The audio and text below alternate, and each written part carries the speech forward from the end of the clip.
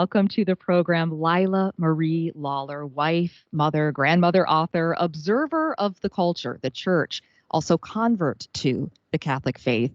Lila's books include The Little Oratory, which she co-authored. Also, God Has No Grandchildren, numerous articles. I'm a big fan of Lila on crisis, just actually listened to a podcast there. And also an upcoming 3-volume work, the Summa Domestica, which we will talk about today. Joining me now, Leila Marie Lawler. Welcome to the show. Well, thank you so much. I'm so happy to be here. I am too. And this is a big deal because due to your guest appearance on the show today, I not only brought my teacup out, I have a special teacup, but I actually have my saucer. So this is serious business. Well, girl, you should have told me. Where's mine? I know we need to have tea with Lila. I even have my doily. That never happened. So this I is a love big deal. doilies. Sometimes I'll use a doily because you can't just get them at the grocery store, and somebody will remark like, "What is this?" And I'm like, "Oh, it's just this old-fashioned thing that I certainly did not grow up with. It's even Right. my time." So We're Renaissance women. We're bringing it back. And so we'll talk about that. But yeah. just out of the box, one of the compelling parts of your life that I just encourage everybody to look at is the Journey Home episode, because there your background is laid out. And I know many are already familiar, but just to get to know where you came from, where you are today, I think it's very noteworthy because your background is intellectual. It's Princeton, it's secular humanism, and coming to the faith actually through the head intellectually. And the interesting part of that is I think a lot of people actually came to meet you through the doorway of the heart. So even though you came in intellectually, where you had to learn to live liturgically in the home, that heartbeat, and then laying out a roadmap for others, and just how God has used you for that to inspire the nobility of marriage and motherhood, and for us to embrace that and what that looks like. And so as I read the comments and I talk to other friends who feel that way, that's my sense. Has that been your experience too? Yeah, and thank you for mentioning the journey home, just because actually what I find is that people approach me and what I write and what I say, especially on the blog, as if I'm just this person from this very peaceful and traditional background who is trying to share what I had been handed down, even though I do write about that there was this serious disconnect, almost fatal disconnect. And it's quite the opposite. I mean, I've had people say to me, "Oh, well, well, you were raised in a calm, peaceful environment, but that's not how it is today." I'm like, "No, you do not know how much turmoil and chaos. I was raised in a very progressive area where people were actively, I mean, in 1972, already talking about gay marriage. The subversion in the school that I went to, the fact that my parents divorced, the fact that my father was not Christian, my mother was a lapsed Methodist. I call her a fallen away Methodist. She then later did become a good Catholic. But all of those things, that I always assume people kind of do know about me, and that I actually think lend credibility to the fact that I rediscovered this a calm, peaceful, traditional world, and you can come along on that journey with me. It kind of, is a little bit of that is taken away if you think, "Oh, I've always been doing this." No, I haven't, and that's, yeah. So I do hope that people realize that I am not coming from a place of, "Oh, I knew all this and I was given all of it to start with and I never struggled." That is the opposite of what is the case. And that's important to highlight because I think your story is many of our stories. It's very relatable, and the beautiful richness and the heritage, the treasury of our faith passed down. I always say that my mom was incredible in doing that. And I say, maybe she's not going to pass along $1 million inheritance, but I received that in the faith that she has given. Before many coming into the faith or relearning, reverting back to the faith, it's almost starting from scratch, from the ground up, and certainly not reinforced by our culture and even a lot of times our circles of friends. Oh, So no. for you, you really had to learn that heart part. And I know this new 3-volume work is the last 12 years of that, what you've learned and the wisdom that you've dispensed to others. So I'm so excited about it. The title again is Summa Domestica. So obviously a nod to Aquinas, the domestic church. Tell us about that. I'm really, really looking forward to this. It's not out yet. You can pre-order it, but give us a quick tour of the book. So the idea of me starting blogging was kind of, I mean, I was already 12 years ago, I was already a mom with, a kid in college and another one heading off and 7 children, the youngest of whom at that time was just a toddler. But I had already gone through a lot of the issues um, that today's young woman faces, including just how to discipline your children, in a society where nobody's really, I mean, in a society where people at most have 2.0 children, you're not going to get actually good advice. And then, I just like everybody else, I was discovering blogs, and a lot of young women, God bless them, were on there with their crafts and their various things. And that was always fun to me to do the Crafting Mom blog, go through and see what everybody was doing. And then, I saw discussions and I saw people saying like, whoa, how do you remain creative while you have little children? And then people throwing out things and me sitting there going, oh, no, no, no, this is not the way, you don't know how this is going to turn out. Or, dispensing advice from a place of not actually really having a lot of experience. And so when I started blogging, part of it was I too wanted to show my quilting and knitting or what have you. And mainly, as I say in the blog, and we've talked about over the years, it was a way for my grown daughters and me to share what we were doing and kind of invite people in. But quickly, I realized that I had something else to say, which is if you're hearing that you can do it all, if you're hearing that your toddlers, you'll just feed them organic food and it'll all be great or what have you. No, I have some things to tell you and I really need to express all those things. And in the back of my mind was kind of, these could be rough drafts for ideas for a book later on down the road. Maybe the blog could just be my rough draft. But, there's so much to say that will probably never happen. Well, flash forward, and I really started compiling the manuscript for this actually probably 5 years ago. And at that point, it was this giant, unwieldy mass of information that I had thrown on there. Willy-nilly as things occurred to me. I did have series. I had certain series like nursing your baby or the postpartum time or how to clean your home, how to do your menus. I mean, that was a huge thing for me, was seeing homeschooling moms saying, we need to learn Latin. Meanwhile, nobody knows what dinner is going to be. And for me, as a really at that point veteran, however lame and ineffective homeschooling mom, I had a certain number of years under my belt. And it's kind of like, if you do not know what is for dinner, and if you do not have a moderately clean home, your children, what good does it do to throw Latin at them?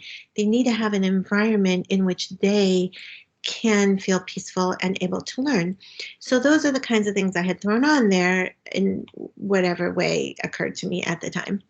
And so then struggling with all of that and trying to put it into a form that would be somehow retaining the freshness of leading you through these things in an incremental way, but also being somewhat organized so that you're not just thrown a mass of raw ingredients. That was the challenge. And I really did want to keep that incremental method that I had, because one other source of anxiety that I found, that I still find in this internet age, is the idea that you are going to be given one post, the one thing you know about how to be a wonderful, efficient,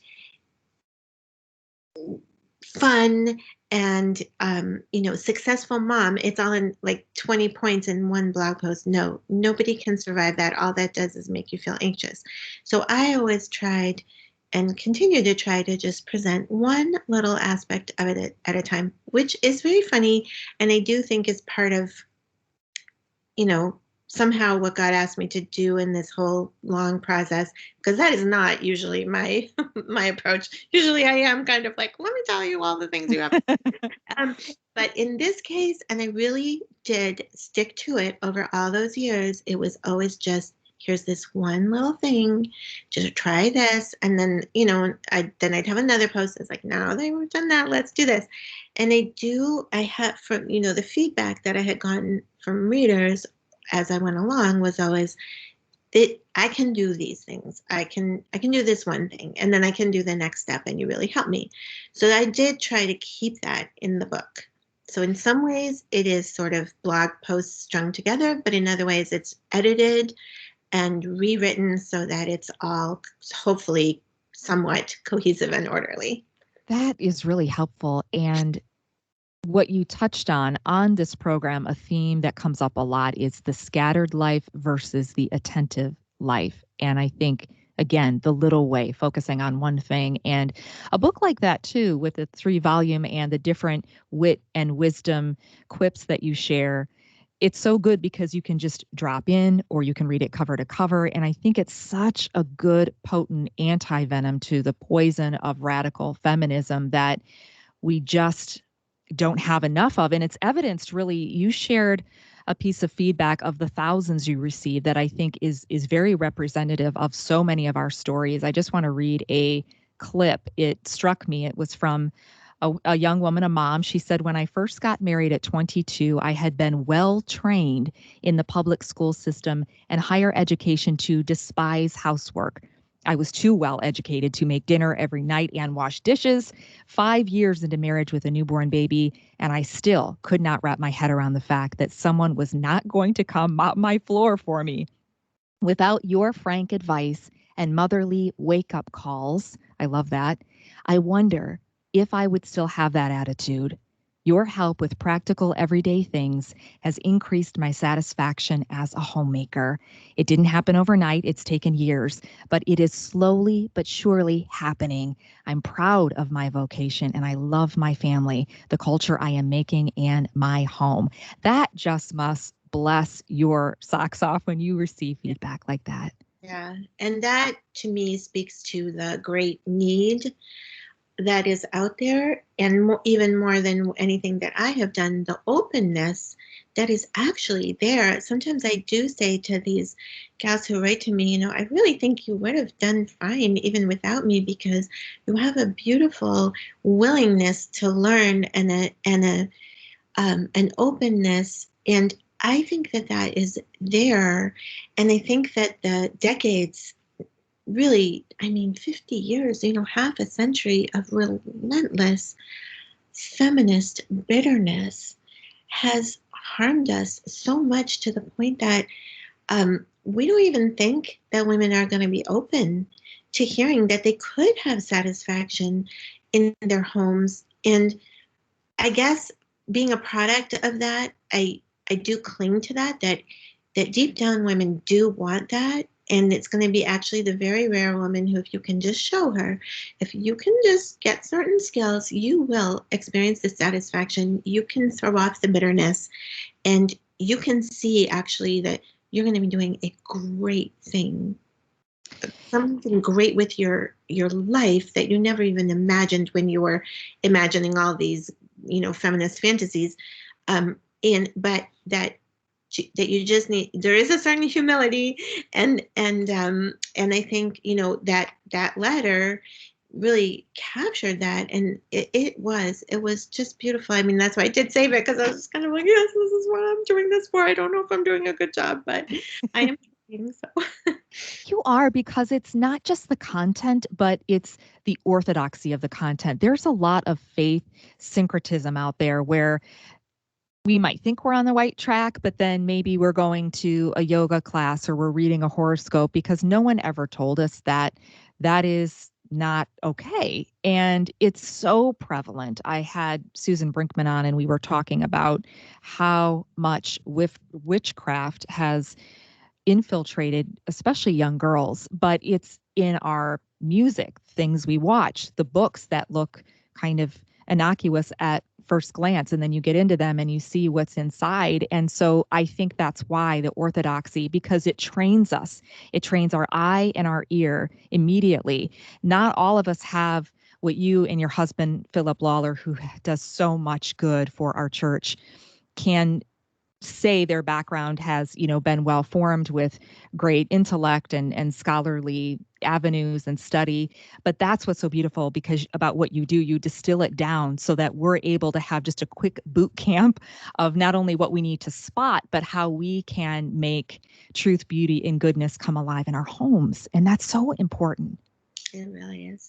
It's really truly the most important task on earth. The home is one of the three important societies, the fundamental societies that Pope Pius XI speaks about and taught about, and that Leo XIII and all the great popes who tried to guide us in our life, specifically in our life here on earth and how it relates to heaven. And speaking of the church, yes, and the state, meaning the gathering of the communities together for an orderly political life, and the family. And the family has a place, and that place is the home. And so the home is truly a sacred place, and it's the way I try to convey also in union with the church. So these two, this lifeline between the two, the sacred space of the home where the mother and the father in their union of marriage actually have sacramental grace that is effective every day. It's not something that just happened on the day of your wedding. It's something that continues through for your whole lives as you are married. And then, of course, that flows from the sacramental grace of what happens at the altar in church. And it's in that energy, that sacred energy that goes between those two places that then can create the life that we have together on this earth, but with the idea that this is not our permanent home here, that we are building a kingdom that is for the ages. And this we have to somehow convey to our children as well. And that's the thing, is another thing that I always try to keep in mind for the readers is that it's not, you do want to be peaceful, you do want to be happy in what you do and have satisfaction, but it's for a reason. You're forming souls, and that's it's actually a proverb that I made the title of the book that just came out, God Has No Grandchildren, is that, each person must become a child of God. God does not have grandchildren. Just because you're a child of God doesn't mean that your children will be children of God. And God instituted it so that the formation that they receive in the home in connection with the church is going to give them that childhood, the sacramental childhood. And in truth, beauty, goodness, that women, through the beauty of being endowed with femininity, naturally has an eye for, a gift for, a heart for, even if we don't feel like it. I have a dear friend, started as a listener, became a very good friend, and we talk every day now. She's in California, and we do the TBG challenge. And every day, I've talked about this on the show, and I love how it has truly helped transform my ordinary days. And so we'll send each other something, which TBG stands for truth, beauty, goodness. And maybe it's just cleaning up our prayer corner and stopping to recognize the steam coming from the coffee and our open liturgy of the hours book. Or maybe it's the smell of a fresh kiddo out of the bathtub. And even truth, that a difficult conversation can be TBG because you are speaking truth, and that's important. And we can take that all the way down to the micro, making the sign of the cross over our seatbelt. I want to get into the home, the kitchen, the nuts and bolts here of Summa Domestica, the apron. That's one of your popular posts, I know, on your blog. It's called Housewifely. And I was thinking we should start an apron association because that is like the way to my heart. I had once, I would go around and speak, and I wrote an apron prayer. and even had they're sold out now, but they were pins that would go on the apron. It would be a miraculous medal. And I heard from some women that their mothers or grandmothers would actually pin a miraculous medal inside on their bra, so it would be close to their heart. And these are things that's like how beautiful and quiet, the hidden life. And it might seem to the rest of the world not very exciting, but it is the most exciting. Jesus, on the night he was betrayed, on the Last Supper, he took the form of a joyful servant, a towel, and wrapped it around his waist. So when we put the apron on, what a beautiful opportunity to serve our family, to kind of wash their feet, so to speak. And it might sound good, but I need these reminders because usually I struggle with being a good, joyful servant. I'm often in a bad mood, or I feel lonely or depressed, or no one appreciates me or understands me. And so that's why, yeah, we need to kind of recalibrate our vision to see what a privilege it is for this short, brief time that these souls are in our home. And I also love the femininity of the apron. And I think back to my grandmother and my mom, they were in their house dresses. And today it might be just our bleach stained pants. Right. But there is something so beautiful about that. You advocate for clothesline and hanging our fresh towels out on the clothesline and ironing. So talk about that, because I think it comes down to being a craftsman of the home, a craftswoman of the home. And we attend to the task at hand, attending well. And there's TBG in that. So talk about why for you that's so important to spotlight. Well, I love your more spiritual view of the symbolism of the apron, and I think that's beautiful, and you need to send me your apron prayer. I will.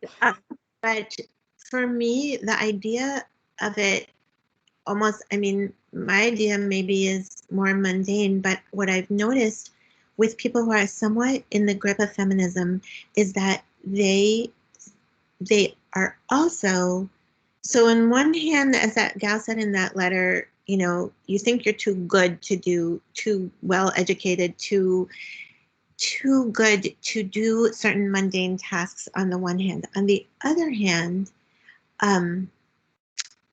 you are, I find that women today, and this has to do with social media and what we can sum up with calling it the Pinterest view, is that they are strangely susceptible to a perfection that is not realistic. So, we have our Pinterest look, our Pinterest view of, the mom with the apron at her kitchen counter, and that view can entail subtle hints of wealth, of prosperity, of a lack of turmoil and chaos that's brought about by, say, homeschooling your 11D children. And that view of perfection can also paralyze us. So for me, putting the apron is almost a gesture towards simply being competent. And I have come to see that having competence as our goal instead of perfection on the one hand or complete rejection on the other, but simply, this is a task and I'm going to be competent at it. And one important aspect of being competent at it is I'm not going to have this subconscious idea that my clothes are going to get soiled if I really dig in. So if I put on an apron, I can remove that worry. And now I can go ahead, I can grapple with this big mass of dough or this big pot of tomato sauce or this spattering bacon or whatever it is. I can go out, and I have a panoply of aprons. So I have my heavy twill apron for going out and lugging that bucket of tomatoes. I even have an apron that I made for collecting herbs and eggs when I go out to the garden and get the eggs from the chicken. I have the cute apron. I have the one that you have, the awesome linen one that my daughter-in-law gave me that you have to iron, but that's a good one to put on before Thanksgiving dinner because you still look pretty, but you're also able to go ahead and haul that turkey around. So for me, this idea of competence, that's one thing. Then the other thing is the idea, for instance, in that same post about, that I called housewifely, I had the hanging of the laundry on the line. Why do I think that that can contribute to us feeling what I call housewifely? My editor said, housewifely, do you mean housewifery? And I was like, no, I like to say housewifely because it gives me that feeling of I am a housewife. And thank God for washers and dryers. I love the fact that I can process the laundry and, it goes through. But sometimes we can become, and I am somebody who emphasizes efficiency. My father was an engineer and that was his specialty. And I definitely got trained that way, do things the fast, good way. But we can be too efficient. And sometimes we can view these tasks, which form the everyday life of the housewife, as burdens, drudgery, and things that get in the way of us doing more important things. But actually, taking that laundry, taking the time to go ahead and hang it out on the line, suddenly we find we have slowed down, our breathing becomes more reasonable, we're thinking of things, we're noticing things. I can stand out in the garden hanging up my laundry, and it's true, I do see the weeds and I do notice what needs to be mown, etc., etc. But I also see the beauty of the flowers. I hear the birds. Hearing the birds, this is something we have almost lost. And again, yay, air conditioning, it's great. But at the same time, when do we go outside and just hear the birds? It actually gives a lot of joy. There's something about birdsong that, I don't know, that at that moment you can be thankful and grateful for your life. And even if your life is at that moment carrying a heavy basket of wet laundry, I don't know, there's just a calming thing that happens to you that can make you say, this life is a good life. I don't have to rush through it. I can take it, each task at its own pace, and that will help me. The third thing I want to say about putting on that apron is that I think that the husband is, something happens to him when he sees his wife doing a job, a task that she has to do the right way. She's put on her apron, she's ready to be spattered or spend some time there.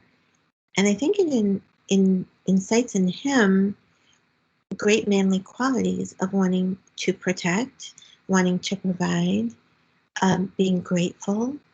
And what our religion of Christianity teaches us with Christ on the cross is that the greatest man is the servant of all, and he will die for them.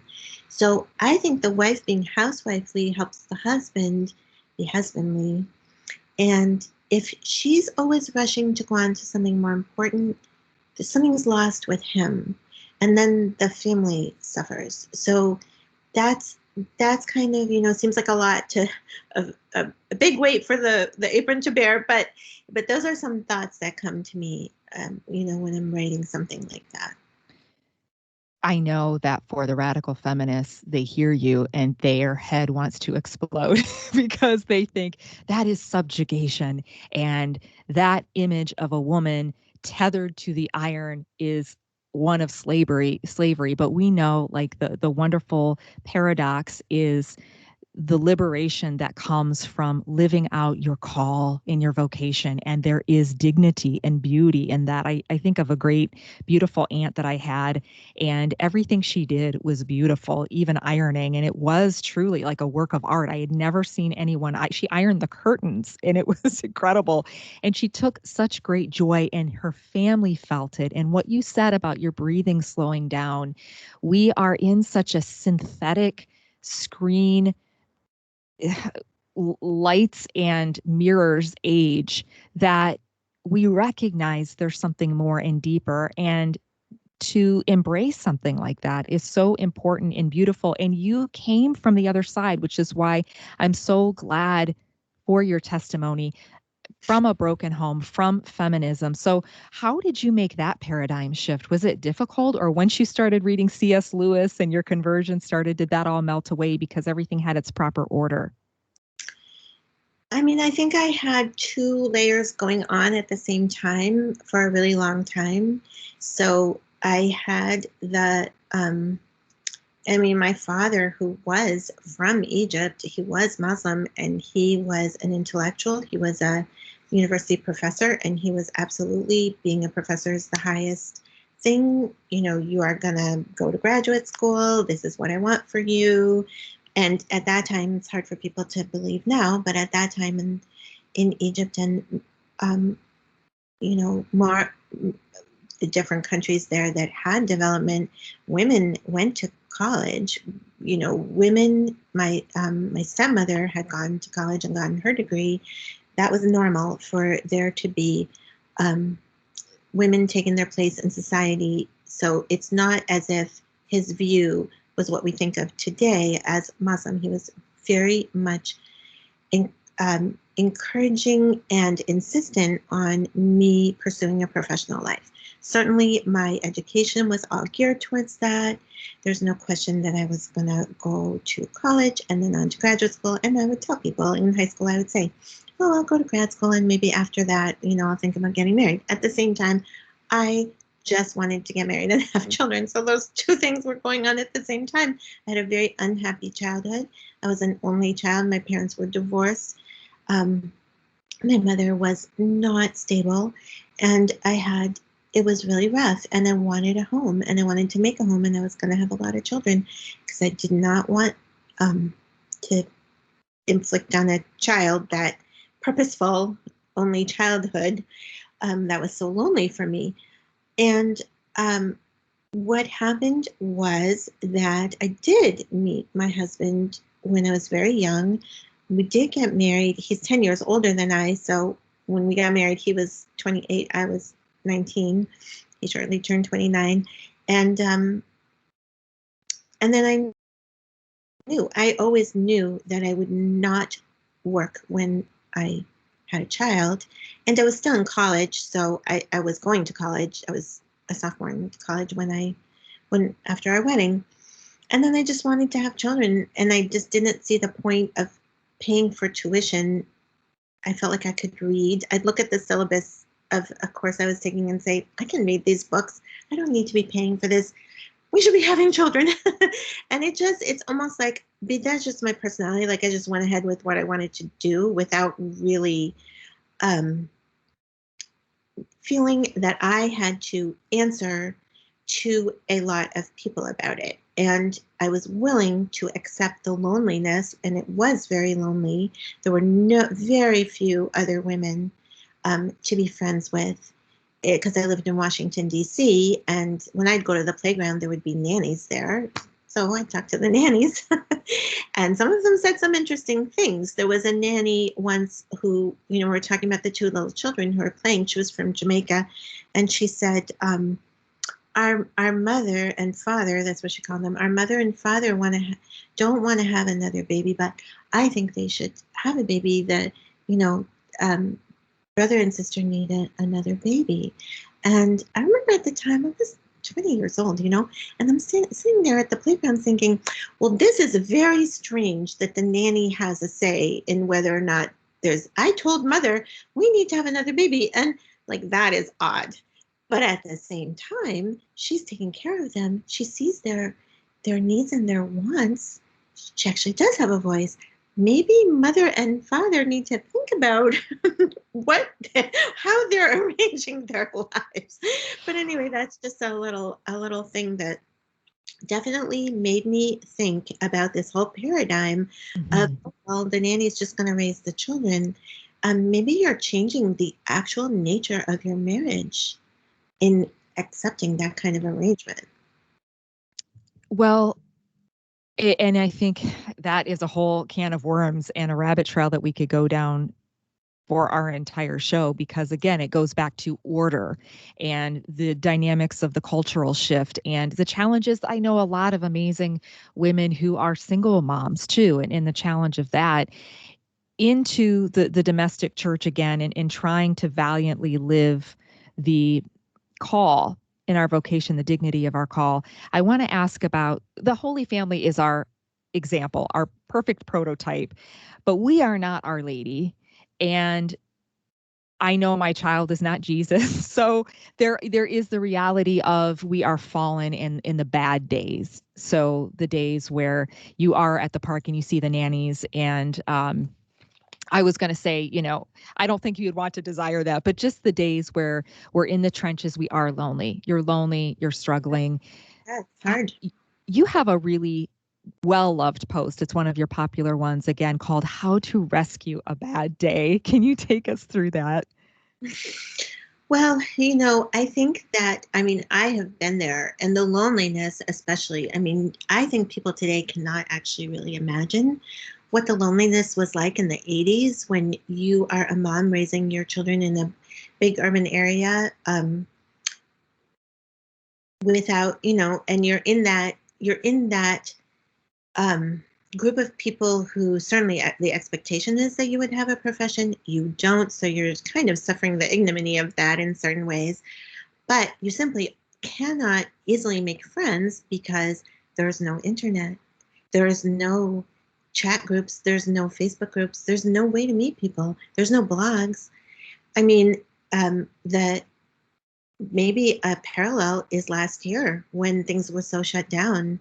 At least I could go to the library in the playground. And, I think I was really feeling for the moms last year because I think I would have gone insane had I been shut in with my little children. And yeah, but my ideas there, so I have been through it, and my ideas that I was trying to put forth in that post kind of center around, my encouragement to just try to do a little thing. Yes, you're having a bad day, but you're going to get through it. And especially if you can just know what's for dinner, which is a big theme on my blog, is that I would say 73.6% of job satisfaction among housewives comes from not knowing what the heck they're going to have for dinner. And I, too, am sorely tempted to run out and be that person who just goes, orders dinner and whatever and has a great career and doesn't have to think about it. But so I feel like if you can grapple with that, and to that end, on a bad day, it's really helpful to know that there are certain things you can pull out of the pantry and freezer. Everybody will be fine. So it does take a certain amount of, maybe on other days, plan things out a bit so that when those inevitable bad days come, you aren't completely sunk. And then Leila, I'm sorry, was that maybe you're going to go there. Was it that post? I've read so much that I might get it mixed up, but you were talking about, for you, it's washing your hair and I think cleaning the floor. Was it that post? So, yep. So just like maybe you're just not feeling happy because your hair, that's what I would say to my husband. I realize that when my hair is dirty, I really just don't feel happy. So just remind me to wash my hair. And then another time I was like, I realize that when the floor is dirty, I just feel really bad about life. So you can tell me, just wash the kitchen floor. You'll feel better.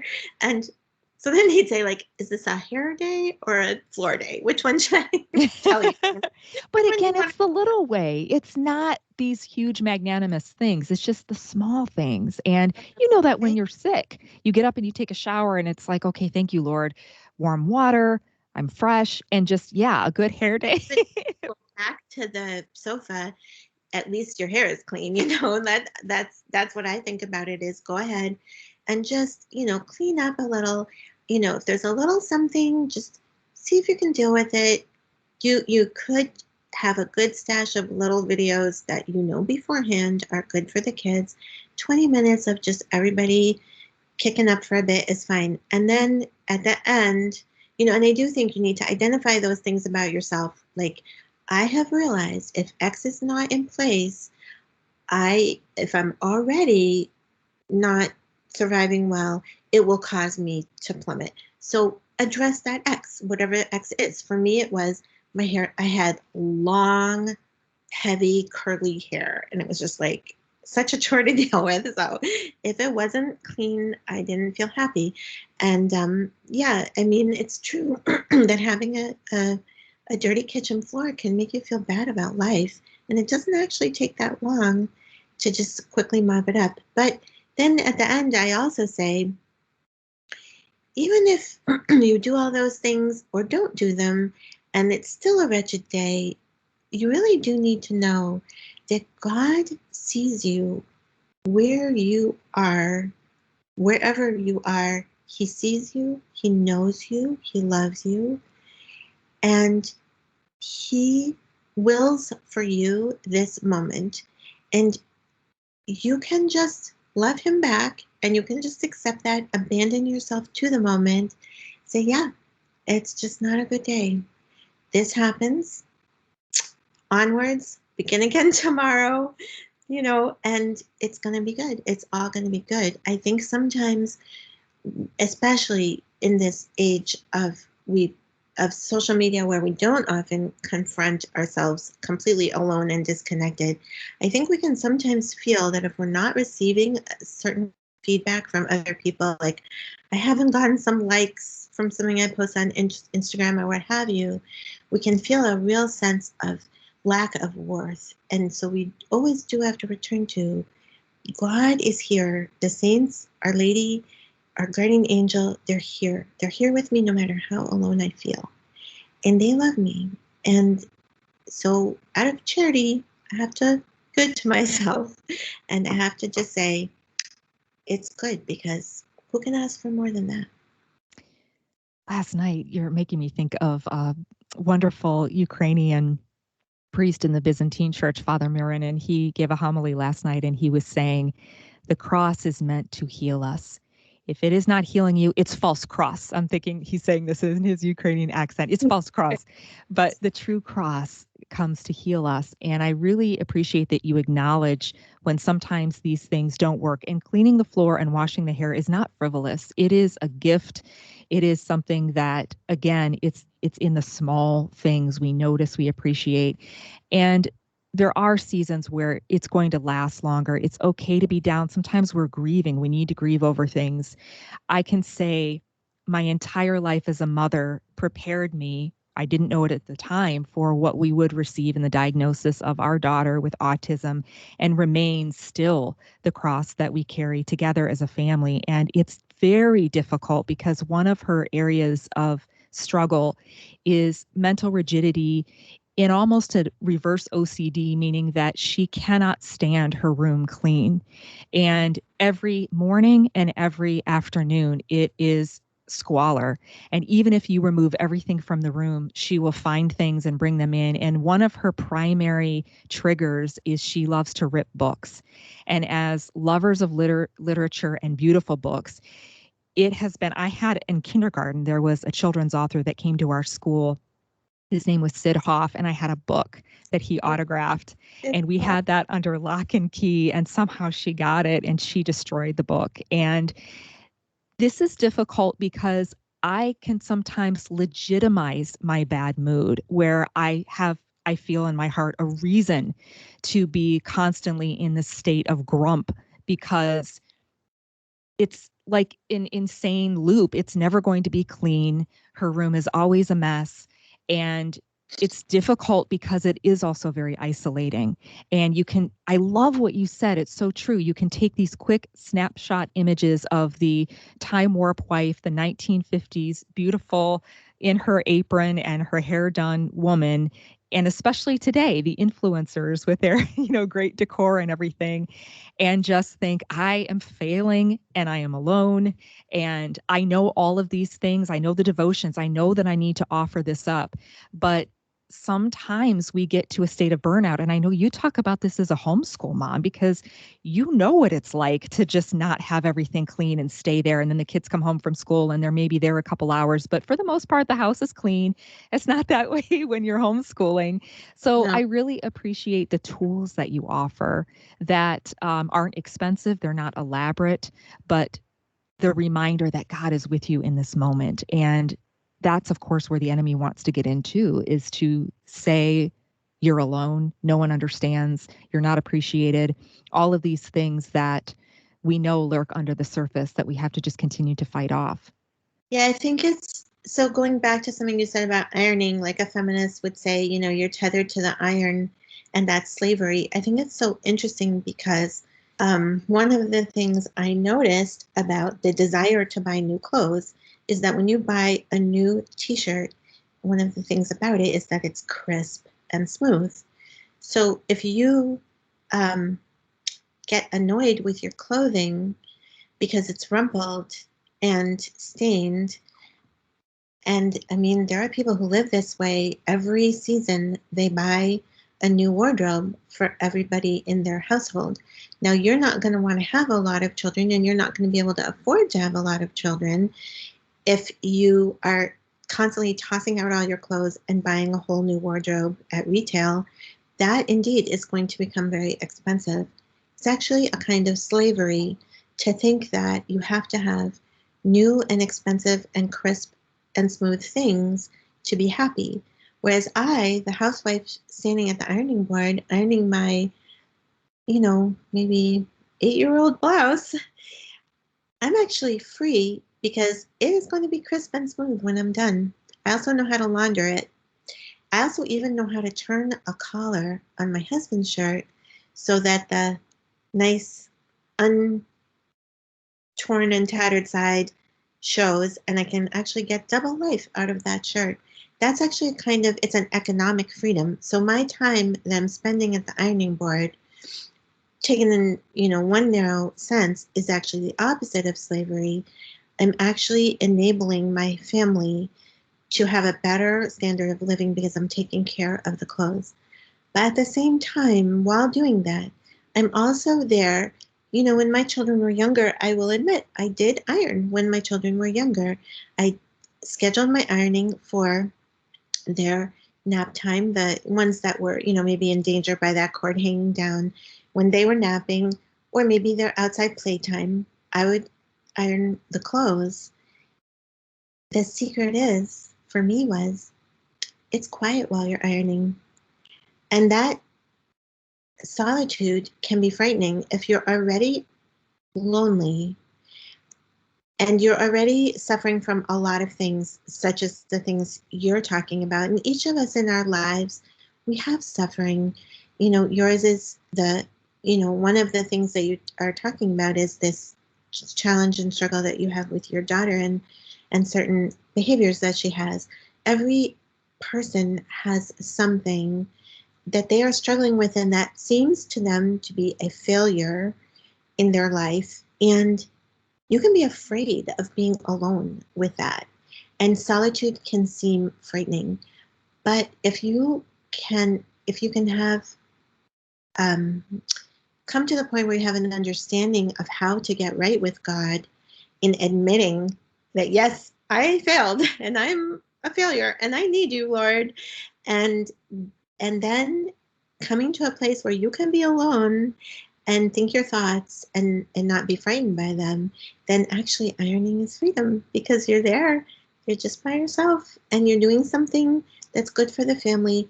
A lot of people talk about self-care in a way that I just absolutely cannot handle because what they mean is indulgence.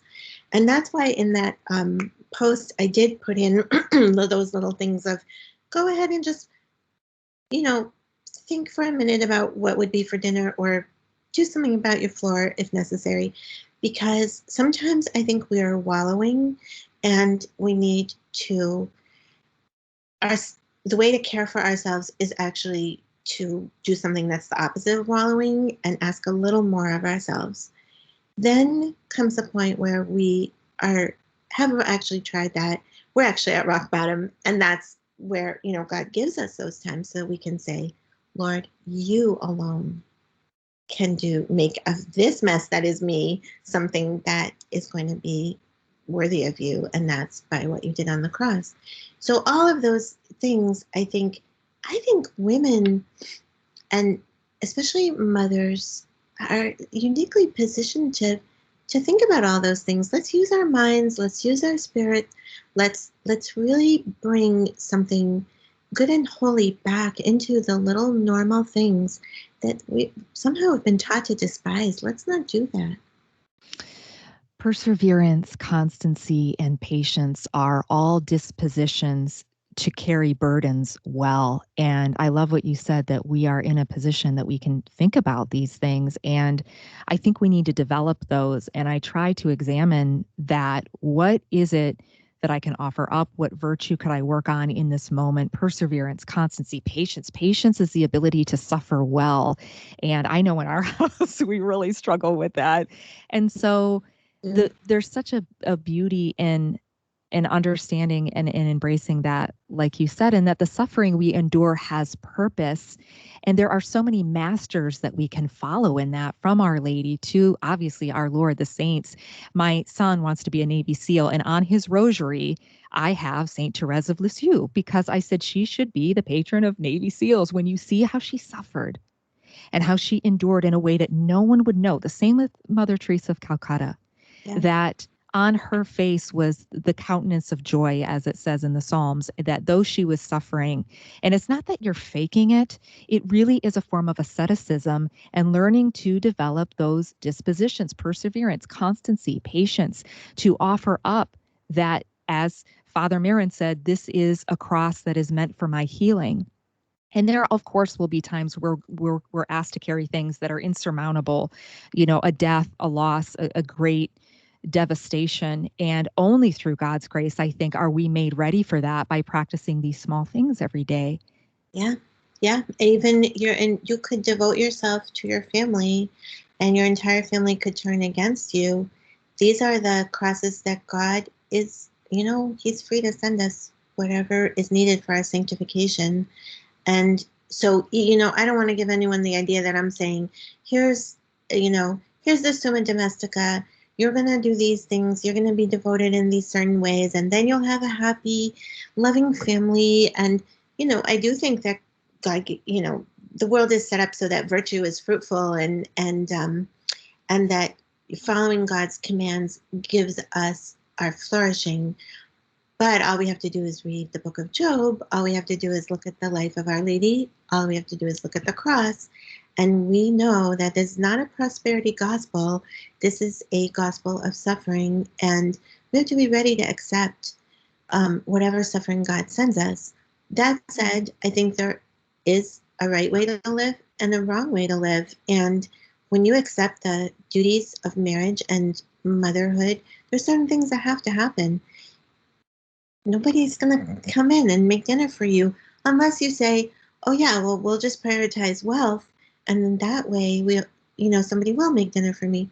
Okay, but what if you lose everything? What if the power goes out? Sometimes the power goes out. Where I live, the power is always going out at random times, not even necessarily during a storm. Sometimes it'll be perfectly fine. Somebody the other day, a car ran into a pole and suddenly we didn't have our power. And I often think, would I know what to do?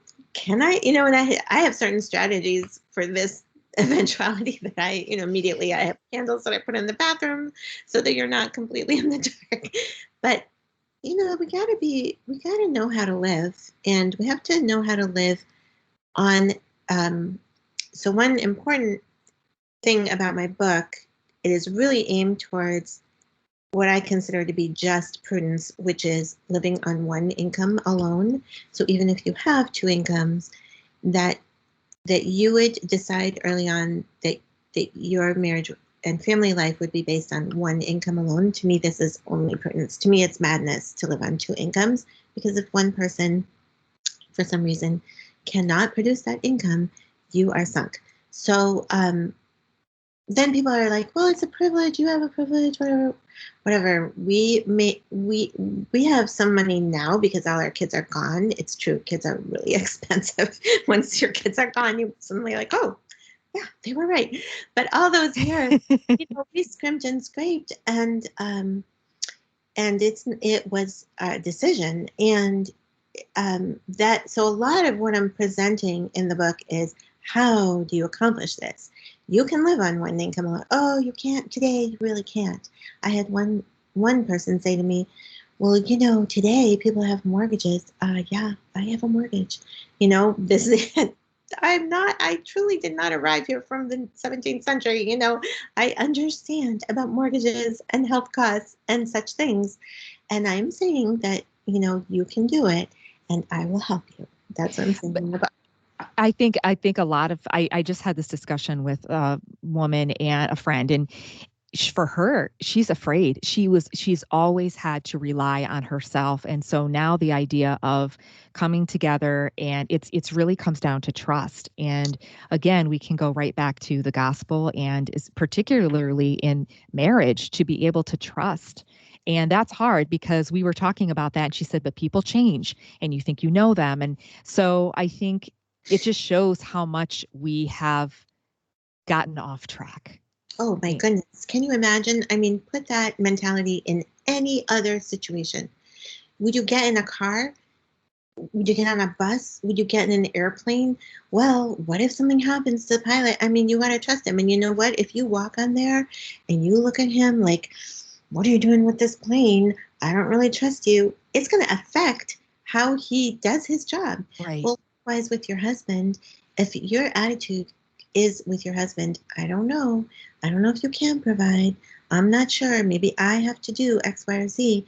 How do you think that affects his morale, his willingness, his even his creativity? I think, he is made, men are made by God to provide and protect. Are there situations where something happens and the husband cannot? Yes, there are. And God will provide for you. I think that, it's wise to have skills, and it's also super wise not to base your family life on two incomes, so that if the time comes that you're the wage earner, that you can do it and not have to sustain something that's unsustainable. Um, and there are prudential matters, both both of the husband and the wife should have life insurance for sure. If he dies, his life needs to be insured. Do it while you're young. It won't cost very much, and it'll give you peace of mind. And think little things like that. But and the wife's life should be insured because she is doing a heck of a lot. The woman who is keeping her home, um, providing all the things that the mother provides, and educating the children, if she dies, that is going to be a lot for him to replace. So the wife's life should be insured too. But beyond that, yeah, you just gotta trust, and you gotta show that you trust. And you have to say, I am gonna also be providing something. It's not gonna have a monetary value per se, but it is going to be essential for the life of this family. The stability, the order, the thought that goes into managing that money, all of that, the frugality, all of that is so important. And those two things together, the monetary provision and then the managerial provision, those two things are what makes a family thrive. Before you wrap up, I know we are almost out of time, but it's also challenging because the width and breadth of what you write about spans every imaginable topic. And I feel almost a scandal to not touch on some of the meaty things you've been writing about lately. So I hope that we can have you back. But I do, I do want to ask you about using our voice in the marketplace. Traditional Catholic women in our culture are so important. We need to hear from them, their witness now more than ever. But I'll use myself as an example. I acknowledge I am not an expert on every facet of civic life and science and geopolitics. And I don't need to weigh in on all of these things. I acknowledge that. But if we never speak, aren't we absent from these important discussions? And I mean, of course, in our home and to our children, that's a given. That's we are compelled, and that's our job to form them as we push ourselves to be well formed. But I also mean on social media. And I want to just read a quick quote. I'm reading with my 15-year-old son. We're reading Solzhenitsyn, and it's very difficult as a read aloud. I will say that. I Oh, was like, yeah. whoa. When you're reading silently, you can Project. just kind of skip over some Yeah, more yeah. Skip it through. difficult. But this, I thought it was so interesting because I've recently, and the listeners of my show know this because they've been through this with me, pulled away a little bit and just trying to make my home a Nazareth, trying not to feel like I need to say anything on social media. But then I was reading this, and he's talking about the sweeping arrests in the Soviet Union of millions of innocent people, and how many talked about 1937 and 1938, but he said that was just one wave. And he said before that came the wave of 1929 and 1930, the size of a good river Ob, which drove a mere 15 million peasants, maybe even more, out into the taiga and the tundra. But peasants are silent people without a literary voice, nor do they write complaints or memoirs. And so there were no statistics and there were no voices. We didn't know about them.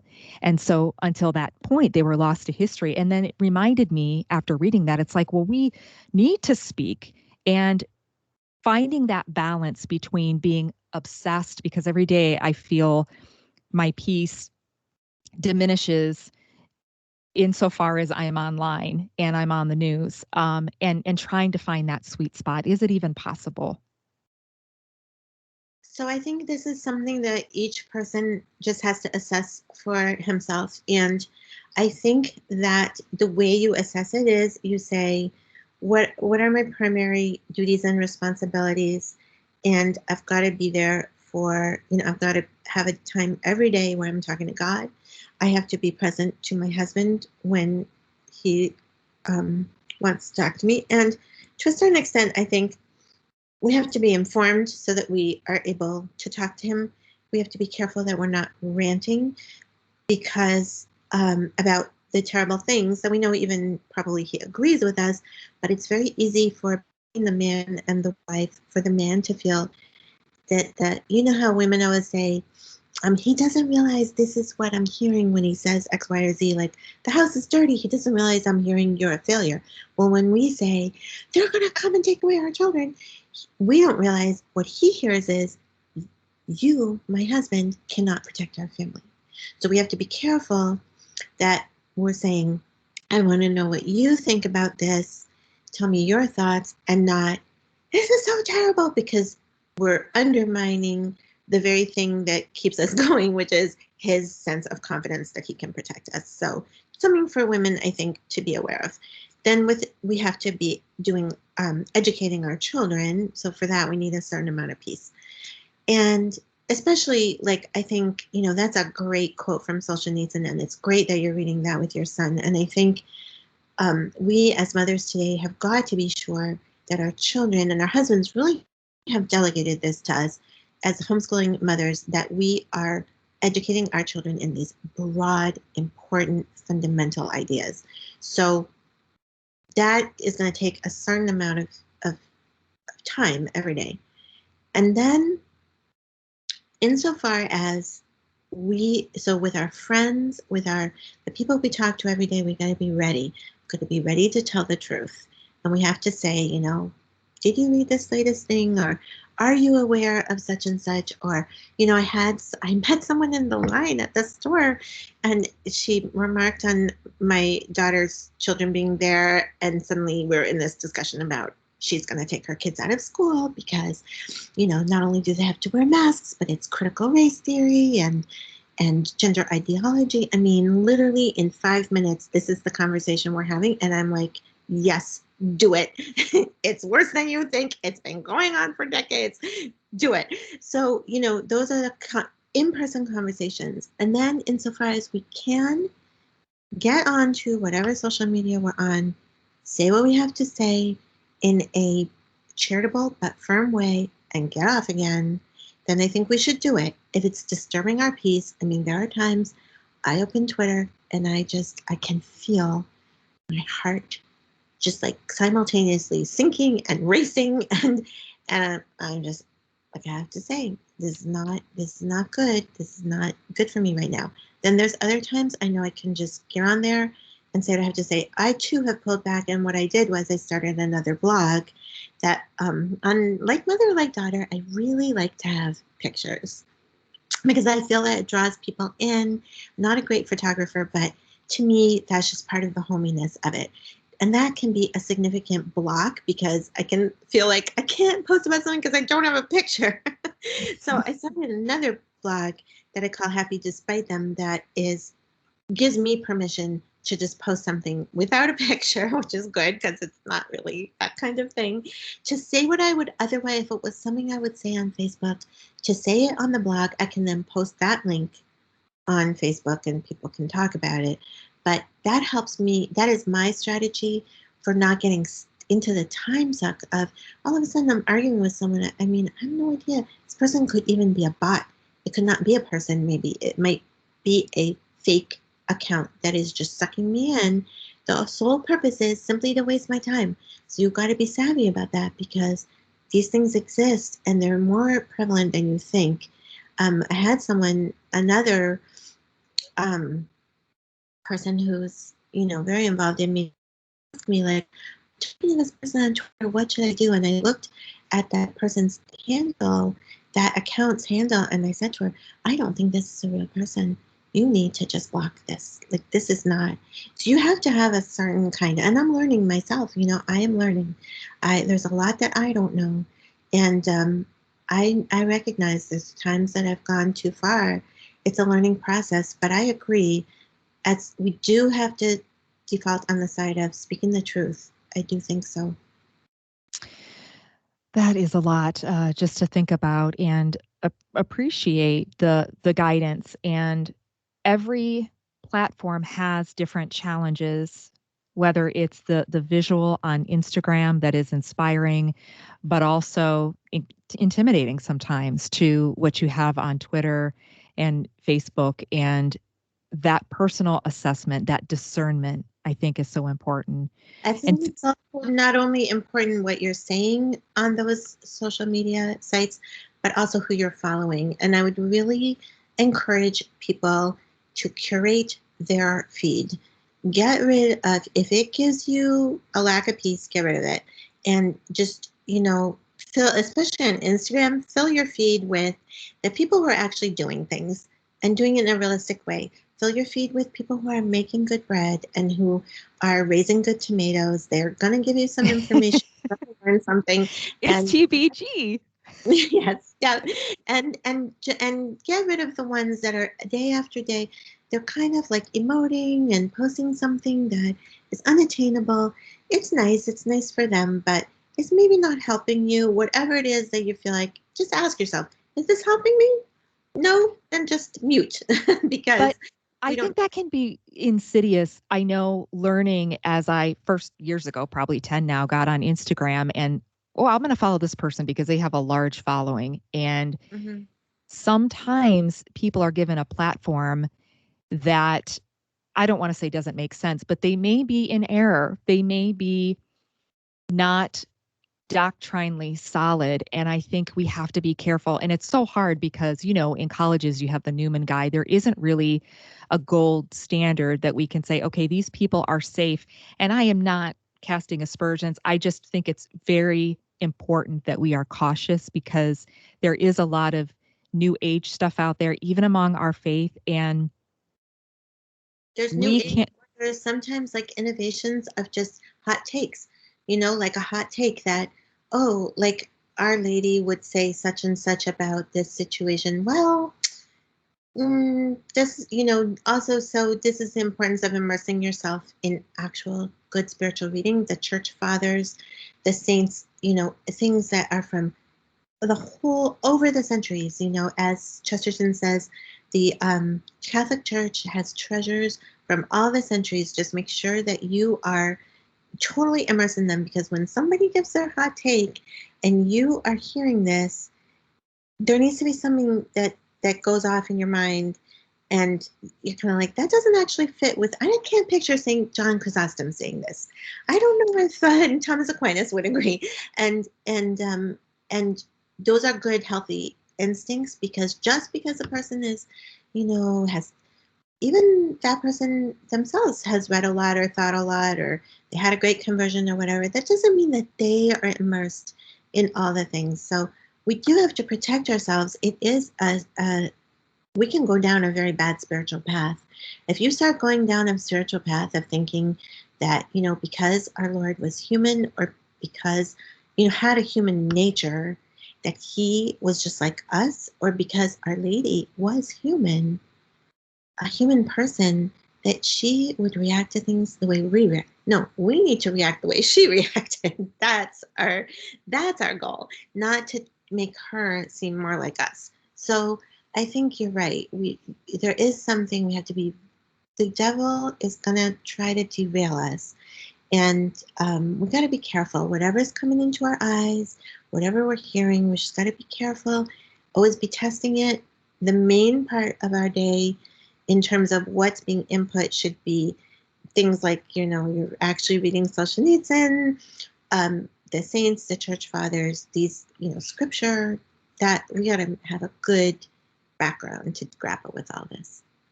I'm going to close with a quote that is from Patrick O'Hearn. He has a brand new book, and I wish I had your book. It's not out yet. By the way, we'll mention that as we close to how to pre-order, because I know you can now.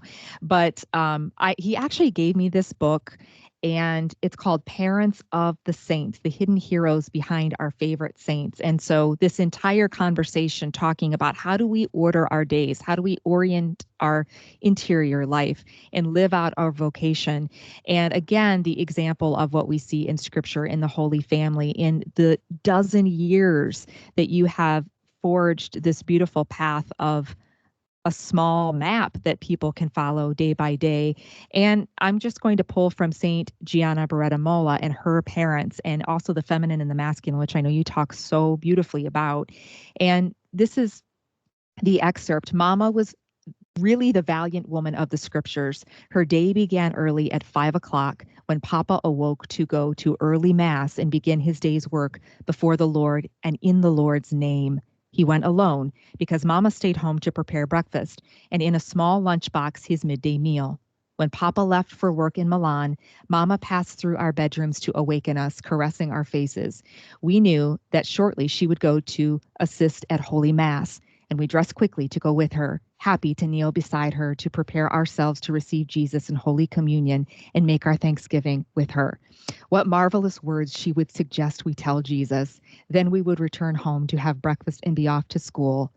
It is no coincidence that Jesus tells us, truly I say to you, unless a grain of wheat falls into the earth and dies, it remains alone. But if it dies, it bears much fruit. Their little deaths, Alberto and Maria, of sleeping in each morning were like the grain of wheat. Instead of sleeping in, they got up and they gave God the first fruits of the day by attending Mass. They had 13 children. And that doesn't mean, like you said, that you won't do all of this and dedicate your life and your children won't leave the church, or at least for a time. But I think what you give us here is what I see in how they lived their faith and how you've inspired me. I just spilled my tea, and so many others, to have the courage to embrace the beauty of that self-giving to our husband and to our family. And I think that brings out our femininity and the beauty of our families. To offer it as a gift to God, it will never be lost, no matter what the circumstances. How we're not responsible for the outcomes, but we are responsible for doing our best with love for God and according to our nature. And that's what I try to convey. And we're so grateful. Tell us how we can get the book. And I also, before we wrap up, I want to plug a few things, your blogs. I want to plug the podcast that I recently listened to that was so good with Crisis Magazine. But first and foremost, Summa Domestica, right now, November, is that the release date? Yeah. So I've been told November 23rd, and it's called The Summa Domestica, Order and Wonder in the Home. And it is in 3 volumes. The first volume is The Home. The second volume is the housekeeping, and the third volume is menu planning and so on, and other very specific household duties. So, and this will be very presentation quality in a beautifully produced hardcover in a slip case. So I'm very excited about that, with illustrations by my daughter Deirdre Foley, and that should be available for pre-order on Amazon. And then my book God Has No Grandchildren, which is a reading of the encyclical Casti Connubii. It's a guided reading. It's something that you can do with a group. So a group of couples, a group of other moms, a parish group. Casti Connubii is an amazing encyclical. So I really want to get that in people's hands, and that is available on Amazon in hardback and softcover. It's the second edition, so the Kindle is not This Kindle is the first edition. This is the second edition. It also has an appendix, which is an essay that I wrote about the teaching of Cassie Kanubi in contrast to the teaching of Amoris Laetitia. Okay. Maybe at some point we'll talk about that. And then the little oratory, which is Praying in the Home, and that is also available from Sophia Institute Press or also on Amazon. And the blogs, Happy Despite Them, which was originally why I reached out to you, because you had a blog about kind of hypochondria, and it was out in April, but it's been recirculating. Everything you've written is so spot on, and to hear voice put to what I'm thinking and articulated in such an eloquent way is so important. So how often do you write on that blog? Sporadically. I mean, sometimes I'm maybe 3 times a day. If I'm really tempted to argue on Facebook, I'll go ahead and put a post on Happy Despite Them and say, this is what I'm doing. I'm shutting Facebook. And sometimes it's once a week or even less. So it's kind of sporadic. I really encourage people just to sign up to get that in your email. It'll just be one email with the post. It's not, I'll never sell your email or anything or give it away or anything. So that's Happy Despite Them. It's if you just search that, you'll find it. And it's funny because I always get those people forward me. Yes, I know I already got it. Because that's you're hitting the mark. And so people want to share that. And I know that's a great, it's interesting because though I don't read a lot of blogs, but you've kind of lived there lately. And I think it's been really good. I'm sure you've noticed that, right? Your readership and just the shares of that. Sorry, which blog? The Happy Despite Them. Oh, yeah. Mm-hmm. Yeah, it seems like, people just do want, and then what I thought of is during the pandemic or the shutdown is kind of like, what if you just actually can't write on Facebook? I mean, this is a serious issue. We need to be connected at least by email and in however we can be. So I do, hope that people will sign up for that email of Happy Despite Them. And then Like Mother Like Daughter, which is likemotherlikedaughter.org. And that is the big blog that has pictures. And that mainly I have pretty much brought that down. I used to post, a couple of times. Now it's really the one post on most Saturdays, not all. I really have tried to, I was working really hard on getting the book out. And then we've had a lot of things in our family over the summer. So I'm kind of also just trying to performatively say, we do not need to be on the internet, and I'm not getting paid for any of this, so whatever. But it's kind of a newsletter, and it's kind of a post with whatever I'm thinking of at the time, and then links of things that I have seen that I think would be of interest, either as for the homeschoolers or just for your own intellectual development, or something funny or nice or helpful, and then things from the archives, and then so that's those are my 2 blogs at the moment, both kind of at a low level. And just this morning, to about a half a dozen people, I sent the Crisis Magazine episode you did, The Incompatibility of Catholicism and Feminism, which was not something we were able to really tackle in depth today, but I really encourage people to listen. It's very thought-provoking. I think it's going to open a can of worms for some, and it will be difficult. This may be the first time they've ever heard some of the concepts that you talk about in terms of women, laity, and the role in the church, but it's so important. And I think, like anything we love, we desire the highest and best, and you're coming at it from a really solid theological and academic aspect, as well as your heart. From my experience. So, well, thank you. And I've watched feminism. I've watched it from the beginning, and so I would love to have you on about that, because I actually sent it to a few priest friends I know, because we were going to talk about it, and I said I would love to kind of enrich the conversation with your insight as well. And so I knew as we got into the domestic church that we probably were just going to park there today, which we did. But I praise God for it and the gift that you've given myself and so many those who are listening right now to iron with zeal and to kind of fall in love, all over again with where we are today. And whether that's our house, there's long stretches of quiet because we're empty nesters, or we have no quiet. We can pray for one another in that. We can pray for the mom who just is very lonely and it's quiet. And in that quiet, that mom can pray for the mother who just longs for a little bit of peace and to even take a shower with peace, which, by the way, is another one of your popular blog posts. So it's a great resource, and we are excited about Summa Domestica, and I hope that we can have you on again and just pray for the fruits of your work. I appreciate it so much. Thank you. Take care.